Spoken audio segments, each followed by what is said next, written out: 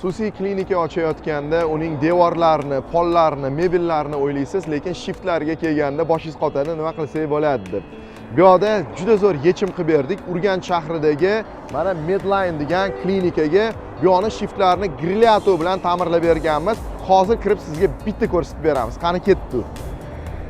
Bu Urganchdagi xususiy klinikani shiftlarni kirishdan boshlab to kutib o'tiradigan joygacha ta'mirlab berganmiz. To'xtanglar, hali ishimiz bitmabdi-yu. Qani bitta qilsa, ana endi o'ziga keldi. Aziz do'stlar, agar sizlar ham xususiy klinika, qolaversa maktab, bog'cha, biznes markaz yoki-da fitness klub ochayotgan bo'lsangiz, albatta sizning joyingiz shinam va hashamdor ko'rinishga ega bo'lishi kerak. Shuning uchun ham mana shunaqa grilyato shiftlardan yoki-da mana bu yerda turgan rechniy patologlardan o'rnatsangiz bo'ladi. Eng zo'ri ikkalovini ham o'rnatib olinglar. Do'stlar, shaxsiy xabar jo'natinglar, qolganini suhbatlashib olamiz o'sha yerda.